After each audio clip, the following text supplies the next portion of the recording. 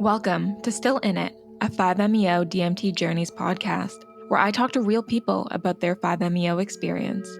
Our goal is to bring you honest and diverse perspectives about what this medicine is all about. I'm your host, Jessie, and I'm excited to have you along for the ride. So hop in and enjoy as we discuss what preparation, ceremony, and integration look like. This podcast is sponsored by Enfold, offering safe and sacred experiences in British Columbia. To learn more, visit enfold.org. That is enfold.org. Or click the link in the show notes. And now, without further ado, I hope you enjoy today's episode. Hello, and welcome to the podcast. We have a special guest on today, and his name is Jay. Hi, Jesse. Thank you for joining us. The first question that we ask everybody is, how were you called to 5-MeO DMT? I had been introduced to medicine work by a mentor, a professional mentor, and I had started with some psilocybin work at a legal retreat down in Jamaica. And then through that, this is about 3 years ago, and through that, I sort of got curious and started getting more into the world and to the work. And I happened to hear Steve Rio on a podcast at the beginning of 2022. And for some reason, it really spoke to me in that moment. Maybe it was just Steve's bearing or the content of what he said. But to that point, I think I had filed the little bit I knew about five as being, scary and that's not for me and don't go there and that's too powerful. But instead, the interview that he gave really put me at ease and it really spoke to me. And so I reached out to him, I think the next day, and the rest was history. Amazing. Maybe we can do two plugs here. One, the Jamaica Retreat is Myco Meditations, and I know Enfold is a huge supporter of the work they do. And the interview you heard, I'm gonna go out on a limb here and guess it was the one with Lana. Yeah, oh, yeah, that's right. Modern psychedelics. It was with Lana, and as you know, she's great as well. And just the two of them going back and forth really put a newbie at ease. I was, a year and a half or so into my path at that point, and it would be hard for me to overstate how not me all of this was just a few short years prior to that. So it was really great to just hear two earnest practitioners trying to share knowledge and a positive message with the greater community, and I really responded to that. And yes, the retreat center in Jamaica is Myco Meditations. I speak highly of that as well. And in fact, I've since had multiple guests that were at Myco with me and friends that were at Myco with me uh, come to Enfold, and I have a personal belief that it's a really good order of operations if somebody's on a journey to do some deep psilocybin work, facilitated and guided, which is very grounded and earthly and organic, I would say. And I think that then sort of a path when you've opened up some of those doors with psilocybin leads directly to five, which can kind of in a different way explode things open and heal. And I found that for myself, and I have witnessed that personally in multiple other friends. Totally, could not agree more. We also believe that doing psilocybin before 5 is such a beautiful transition. It can really help, I guess, like put the cherry on top. But with that being said, with your journey into 5-MeO, how was it? Like, I'm assuming you said you were a little bit afraid of it, which is very normal. How was your actual experience here at Enfold? So the overall experience was absolutely uh, top notch, top shelf. Worth remembering for a lifetime. I was very impressed with the onboarding experience. I had been accustomed to that at Myco Meditations as well, but I'm very aware. I work in an industry where I have to do a lot of due diligence on people and entities and companies, and so I'm very aware of the potential for bad actors to pollute a space. And so I I did a lot of research. The onboarding process was um, very diligent with Steve, Rio, and Austin. I had multiple, more than hour long conversations. Steve actually spoke to some other people that I work with. And so I was just very, very comfortable headed into my experience at Enfold. And then, of course, when I got there, Austin was there as well. Finally got to meet her. And that could put, I think, the devil himself at ease. She's just such an amazing presence. And the two of them together, they've built this container to hold the guests. And so I had told myself in the run up that I had gotten over my nervousness. There's nothing to be nervous about. I had done a lot more research into the substance and into Enfold itself. And I was feeling real good when I got there. And then it came to the, the night before. And then all of a sudden I was hit by another wave of, oh my gosh, what did I sign up for here?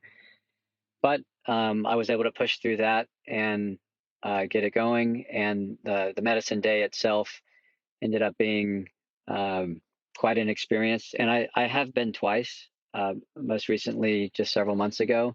I will say that my second experience was a good bit more impactful. I think maybe I was softened up by the first one. But in general, I was very at ease. I ended up viewing the medicine as welcoming and warm, almost to the point of wondering why I had been afraid. But then I'm experienced enough now with psychedelics to know that don't let yourself start feeling that because that's when you'll really get walloped. Beautiful. You mentioned welcoming and warm. Did you feel that way on both ceremonies, like the first time you came and the second time? Absolutely. The first time I attended a private retreat with my partner, and then the second time I attended a private retreat with a fellow guest from one of the times that I went to Myco Meditations.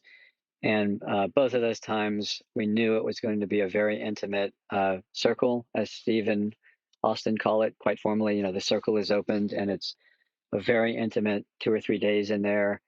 And it really only works if there's two-way trust and all-way trust with everybody that's in the circle.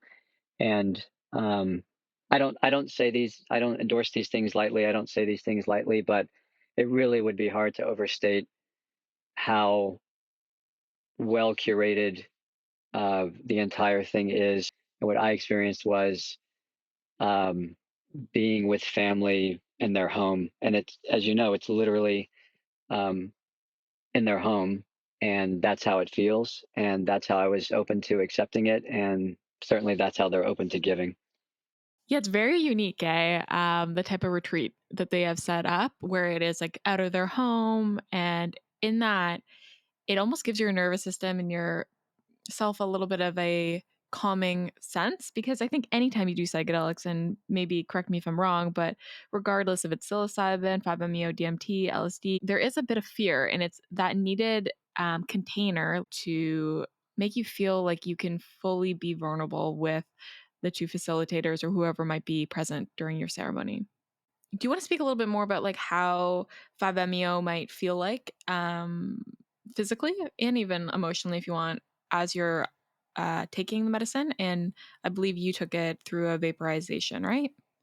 So I'm not a smoker, but the device that Steve has is this really cool looking little, I guess I would say pipe, although it seems a little more complex than that.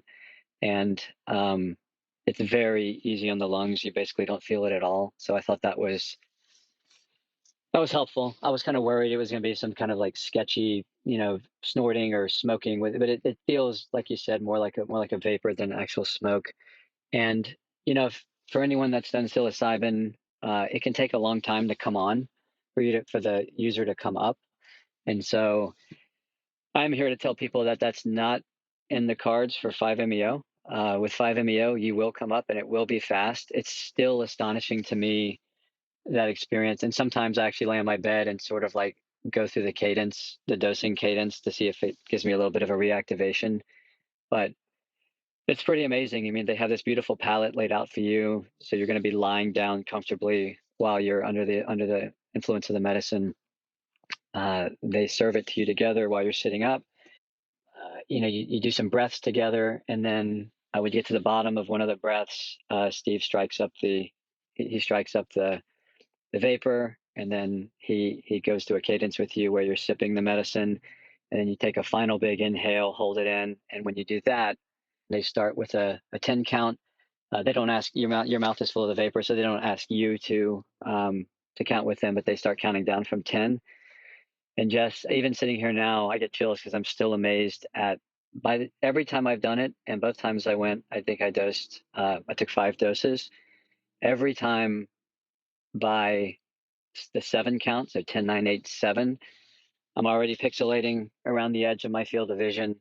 You're slowly leaning back. Austin is giving you support behind your back to let you gently down into the pillow and the pallet.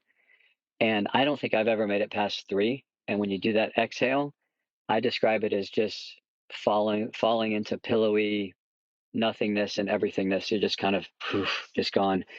And I don't really think there's any fighting it. So to me, that is actually encouraging and not scary. Just to know that if I can belly up to the bar in this beautiful space with these supportive people and just get the little bit of courage to do these few inhales, I'm going to go on a journey and it's probably going to be pretty amazing. I literally have chills. Me too.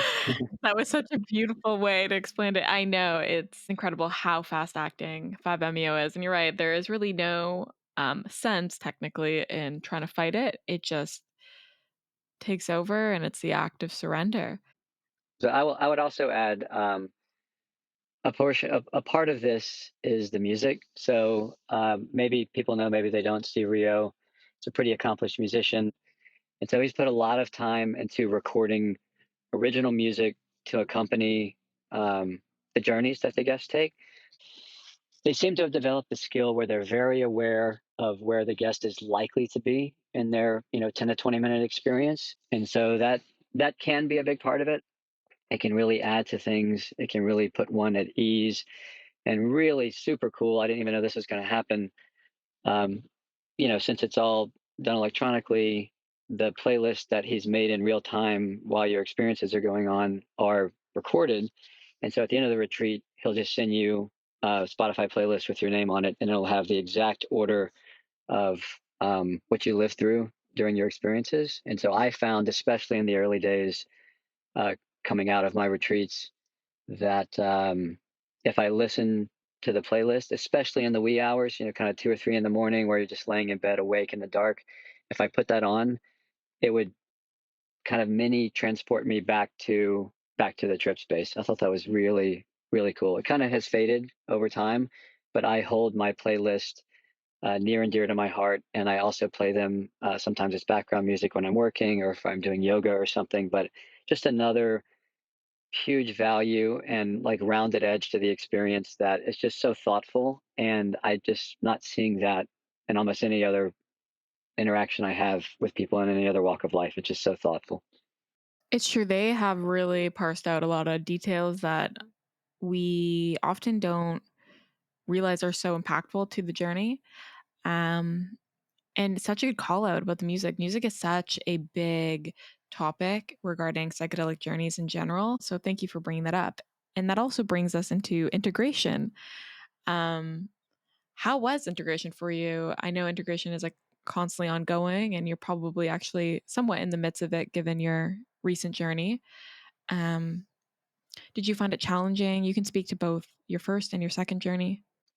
Yeah, I would say integration begins, for me at least, no later than the night of the ceremony day. So as you're going to bed that night, um, you're kind of thinking about it.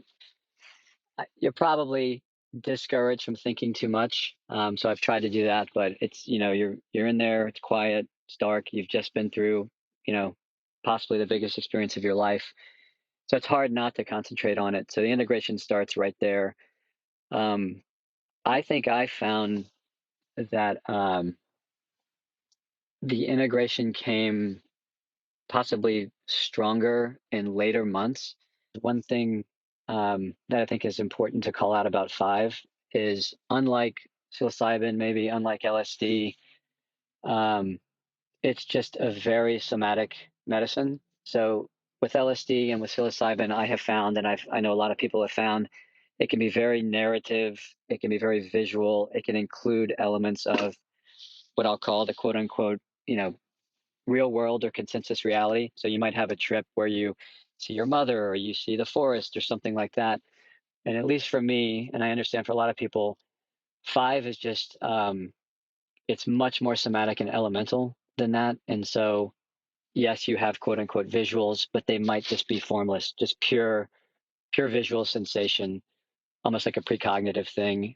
And so what I realized is that's that's pure somatics. It's almost like being an infant that's being born, and your nervous system has never seen a tree, so you don't know what a tree is. So it's just visual information flooding your eyes and your brain, and it's just precognitive. You don't even know what it is. And so taking that on board, because I think I've been somebody that was in not in good touch with my body and my nervous system, taking the five experience on board as kind of a pure somatic experience and a very elemental somatic experience, that pushed me in the direction of seeking somatics elsewhere. I think five has made me more sensitive to a lot of things overall, definitely more sensitive to other psychedelic medicines. I've been sort of infamously hard to respond to or come up on some of the other medicines. And now I don't have that problem. So I definitely think it has softened me up, and it's made me pay a lot more attention to my body. And I've also, especially after my more recent experience, which I always feel silly now describing this. It was only 4 months ago. But at some point in my most recent experience at Enfold, I experienced, I guess, what the ancients would have said was pure enlightenment, pure transcendence, nirvana, infinity, um, eternal bliss, eternal everything, nothing, something. It was just, I understood um, the mystery, is what I'll say, and I didn't need to probe the mystery. I understood, and so that has been it's walloped me trying to integrate that. I've spoken to a few people as part of an integration process, and they've encouraged me not to try to figure it out so much, not to try to like see what else I can get out of it, just sort of let it continue to wash over me. And it has. I mean, I think I would say I entered medicine work 3 years ago as a, line in the sand, don't even argue with me, like absolute material reductionist atheist. And now I would describe myself as um, kind of like that, but definitely not nearly as hardline, and much more open to the fact that we're living a mystery that I don't necessarily have to figure out or describe or tell other people they're wrong about the way they approach that mystery. So integration is it's a little messy. It hasn't been scary or anything. It's just been ongoing and intense, and it makes me wonder, when I'll journey back up there and maybe give it another go. Wow. You have a you're very articulate. I really enjoy like even just listening to you speak about your experience and about everything. And I think it's interesting. You were talking about we're living a mystery we don't necessarily know about. And before that, were you trying to, I guess, understand what the purpose of life was or dig deeper into like more of the existential area? And then now you're just kind of, I'm here for the ride. It's a big experiment and I'll do my way and I'll allow people to live it their way type of ordeal. Yeah, I don't know, maybe a little bit of the reverse of that, where before I wasn't dedicating any thought to. I don't think I was, other than mortality. I don't think I was dedicating much energy or thought to considerations of what's out there, what is the mystery. I've always just kind of like, the universe is huge, speed of light is what it is, so we're never going to get to find out, so don't even care about this. And after that most recent experience, uh, that felt to me like it really begged questions about everything. The main question I'm stuck with now, and I've actually had a hard time getting people to engage with me on this. They say they don't know what I mean when I ask, but I always say my question now is, what is existence? Like, that's the thing I'm trying to integrate now. Um, I look outside and I understand I do have this conscious mind, this conscious brain, and this consciousness, and it's that's all I know. That's all any of us knows because it's what we have. But it's like, but what is that really? And what was before that? Like, what was before the Big Bang? I know this sounds starting to sound kind of corny, but it's become recursive. It's really made me think that there is some greater mystery, and I do not think it's my job to figure it out. But I think the five has maybe humbled me before it and interested me in it. But I really need to fight the urge to like pick it apart and categorize it and kind of think I can apply some logic to it because it very likely is just defined by paradox. Totally. Um, I think I understand what you mean by that. That preoccupies a lot of my thinking. I'll just, like, sometimes just lay there and be like, "This is a very strange experience," and it's only happened after 5 where it, like, opened my mind up to, like, "What is this?" And we don't need to know the answer because it is what it is, but I'm like, "But what is it, and when did it start?" That's right. And you know what I would say maybe because this is hard to understand. I remember for me it was like, look, the experience is only 10 to 20 minutes. And then also you might experience infinity. I'm like, well, those two don't go together very well. But I will say, as someone who has watched too much Black Mirror and is sort of got this perpetual fear of being trapped inside a trip or anything like that, um, I've never found the time element of the five experiences to be distressing at all. They just kind of they do their thing and you're there for it. And I guess time almost becomes meaningless. And when I say I experienced infinity, um, I think what was happening there was we talk about these unitive states under deep dose psychedelic experiences. Everything is one pure unity. I think that's what happened. There was no separation between whatever I am and the entirety of everything that ever was, including time, which itself collapsed into um, a unity. And so to live infinity was to just be in that one moment with time. It was not distressing. In fact, it was the opposite of distressing. So I just wanted to maybe leave that clarification because that was a big fear of mine going in. And time dilation or contraction, although it has happened in the five space, I have not found it distressing at all. I found it liberating, actually. Yeah, time distortion in general when doing psychedelics can be kind of unnerving for somebody, especially individuals who find it they want to hyper control things or like to live within certain barriers. But I often find the same way. It's not distressing. The thought of it beforehand might be, but living the actual experience of it not is not at all something that you're really fully even trying to dissect in the moment. Anyways, it's more of like an afterthought. You're like, oh, that was strange, and you don't even realize you're in infinity because you are just there. I guess, like, was there a big theme that came out of, your trips with 5 that you're working through, or is it just in general just more being present and living this existence? Yeah, I think probably more the latter there. As I mentioned, it just, for me at least, it's just not narrative.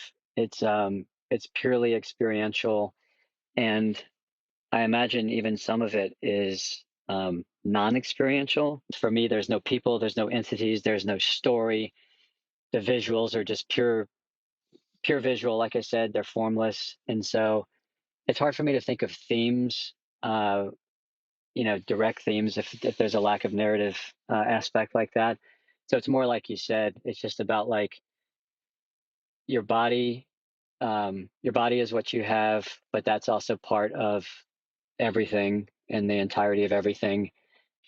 And I this most recent visit I made to Enfold, during my experience, I had pretty good size somatic release during ceremony, which is to say, sort of just shaking of parts of your body. Um, the day after, which we didn't mention as part of integration, but Steve and Austin definitely give you a good kick in the pants for integration as well. There is cold plunge and sauna and breath work done on the day after medicine day, and trust me, that will get you going. It's pretty intense. And I had pretty massive somatic releases during all of those things that I just mentioned, and just during that day after as well. And so Steve was definitely very much of the belief that, in some sense, my central nervous system was reset, and there was a lot of source material that was knocked loose, and it's kind of very likely just sort of moved on out of my system. And That was huge for integration, although that was, basically completely involuntary. That is just what happened. But that was a theme, leaning into somatic work. So now that I have visceral touch with, oh wow, this is what people mean when they say the body keeps the score, or there's something stored in here and I don't know what it is. Having, witnessing it come out of my own body has given me more courage to go do some direct somatic work in consensus reality. So without medicine, to just try to pay attention and work on and see if we can have more releases like that. But it was pretty incredible to exist with that. No, I love that. I think, like, to sum all that up for people too, it's like this cannot really be verbally and linguistically explained. You try to intellectualize that and try to understand how that might work in a processes, whether in a scientific way or just like whatever. But it's like the somatic work is like it's kind of hard to even verbalize. It's like it's a knowing, and something you just move through throughout integration. Yeah, it's just kind of amazing to witness that. And all these things I'm saying, I didn't have a language for this 18 months ago. And now I feel like the five has given me a language for that. Well, that's perfect. And yeah, I guess before we wrap things up, do you have any, like, I don't know, a tip or a feedback or something that you want to, like, a word of wisdom that you would leave for somebody who is looking to do potentially their first work with five? I think I would encourage courage. Um, you do have it in you, especially if you've done other medicine work, and perhaps especially if you've done other medicine work that you found to be harrowing or super difficult or disturbing. Um, Trust me, if you can do that, you can do five. It is very powerful. It is very explosive, but it is also, well, first of all, Enfold has put it in a container that makes it just eminently accessible and as gentle as it's ever going to be. And so I personally, if I was looking someone in the eye, would say, you're right. You're right to be very highly respectful of the medicine and even a little fearful. I think it would be kind of silly to be like, well, I can do this, and there's nothing that scares me. Power is scary, but at the end of the day, if I could do it, if Jay could do it, absolutely you could do it, because I was just a hothouse flower who was afraid of all this stuff and would have thought it was crazy and nuts, and so if I can do it, you can do it. So if you're feeling called, don't force it, but if you're feeling called to it, um, I would urge surrender. It is what it is. It's very worth it. Beautiful. Thank you so much, Jay. I appreciate you coming on the podcast and talking so openly about your experience and just being very, very well versed in the psychedelic experience. Thanks, Jess. I'm happy to support, again, what I perceive as good people doing good work. For a lot of people that are under distress in their life, I just think it's a shame that the psychedelic space has been polluted, by people not doing the best things. But I would personally say the people at Enfold are doing the best things. So there's no reason for them to be lumped in with some sort of movement that maybe isn't always positive. Um, this is positive. This is earnest. This is honest, and I believe it's helping, the people that go there directly, but it's clearly rippling into their lives as well. So my complete blessing on all of this work. Thanks for listening to the Still In It podcast. I hope you enjoyed today's episode. If you're interested in hearing more, the best thing you could do is to leave us a review. This allows us to continue to record and inform others on the 5MEO experience. If you want to join our beloved community or learn more about us, feel free to visit us at enfold.org. That is enfold.org.